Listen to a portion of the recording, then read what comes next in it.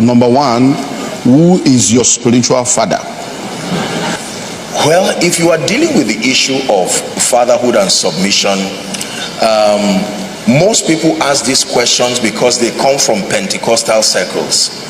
When you meet people who come from Orthodox background, especially people who come from the North, this question has an angle to it. The concept of mentorship and fatherhood to people who were raised by the North is rather systemic than individual, because the way ministries are in the North, they do not have a single overseer that everybody who comes under submits to.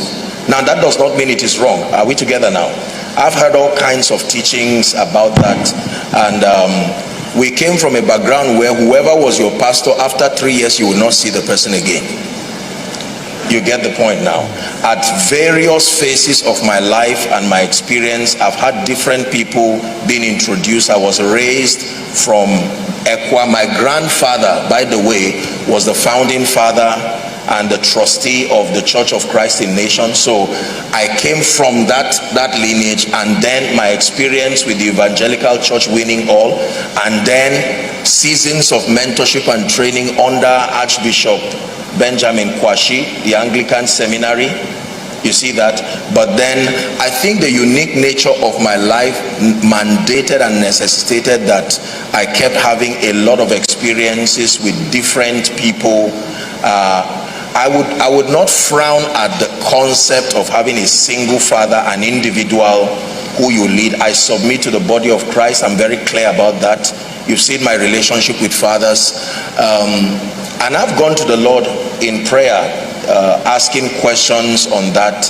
And God has planted me across several people, our father in the Lord, Baba Deboye, Bishop Oyedepo, and several people. These are people who represent authority structure. So my concept of fatherhood is a bit different from what is generally understood in the body of Christ, and I don't want to delve so much so that it does not become a template that brings confusion nor plant rebellion to people who are submitting to fathers. That's why I'm careful addressing this. But the concept of fatherhood, as we know in church, is not all that there is to fatherhood, unfortunately. For various reasons, I may not want to delve into certain things here, because this is not exclusively a pastor's conference, else there are things would have been able to share. But here is my take for whoever is asking that question. If God has planted you in a ministry like this, the man of God, the overseer that he has set over you, becomes your father from the word Abba, the one who begat you in the gospel. That is the original idea of fatherhood, the one who begat you in the gospel. But you see that template is not really ideal, because many people who come are usually already saved and even already transformed. For most of them, they may be men and women who are in ministry who just come to submit to get direction. So what most people call fatherhood is actually mentorship. Fatherhood classically starts from the point of getting you saved and then growing you spiritually. That means there is a track record of having made that spiritual investment in your life. You get the idea now? So there are dimensions of fatherhood, unfortunately, that have been abused in Africa. For many people, it's just a license to show that you are not a rebel. And so people just look for anybody and just continue with a lot of rebellion with no touch at all with the father. The purpose of fatherhood is supposed to be for guidance, for mentorship, for correction. There are other people who have even deviated from the way of the Lord because of honor to fatherhood. This is why I don't want to get into certain details, because you will find out that when fatherhood is not correct, you can literally lose the context of your call.